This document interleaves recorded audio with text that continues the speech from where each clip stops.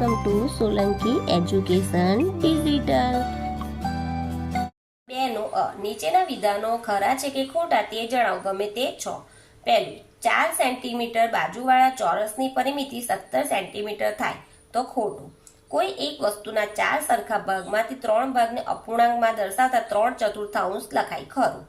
1/4 પરિભ્રમણ એટલે 360 નું પરિભ્રમણ તો ખોટું। 80 નું પ્રતિ કિલોગ્રામ ભાવની 2 રૂપિયા કિલોગ્રામ કુલ કિંમત 160 થાય ખરું। ત્રિકોણને 3 ખૂણા હોય છે ખરું।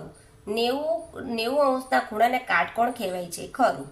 ખાલી જગ્યા 8 ના અવયવો 2, 4, 8 છે ખરું। બ, સૂચના મુજબ કરો, ગમે તે 5। આપેલ સંખ્યામાં લીટી કરેલા અંકની સ્થાન કિંમત લખો, ગમે તે 2। તો અહીંયા સ્થાન કિંમત લખવાની છે, તો આ 4 પહેલા લખી દઈશું અને એના પછી કેટલી સંખ્યા છે 1, 2 અને 3, એટલે 3 મીંડા બનશે 1, 2 અને 3। હવે બીજું છે આ શૂન્ય પાસે છે, એટલે અહીંયા શૂન્યની કિંમત તો શૂન્ય લખીશું અને કેટલી સંખ્યા છે 1 જ, એટલે અહીંયા 2 આવશે।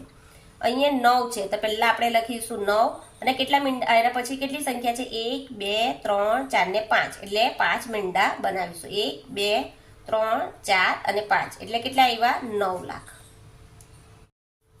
બીજું, નીચે આપેલ સંખ્યાના અંકમાં લખો, ગમે તે 2।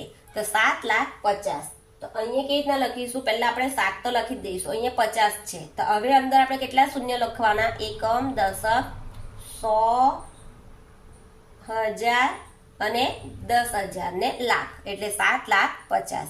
અહીંયા લખીશું 5,05,005, એટલે 5,05,005।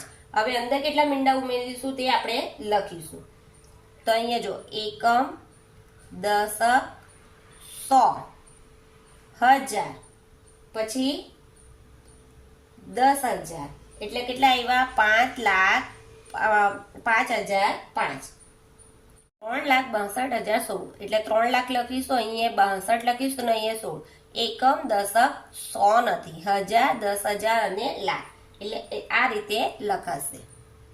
ત્રીજું, નીચે આપેલ સંખ્યાને ઉતરતા ક્રમમાં લખો, ગમે તે 2। તો આ આપણને સંખ્યા આપી છે તે ઉતરતા ક્રમમાં, ઉતરતો ક્રમ એટલે સૌથી મોટી થી નાની, એટલે સૌથી પહેલા મોટી સંખ્યા લખવાની, તો આમાં સૌથી મોટી જો અહીંયા 37 છે, અહીંયા પણ 37, અહીંયા પણ 37, અહીંયા 4 છે, અહીંયા 4 છે અને અહીંયા 40 છે, એટલે સૌથી મોટી સંખ્યા કઈ આવશે 37,40,284।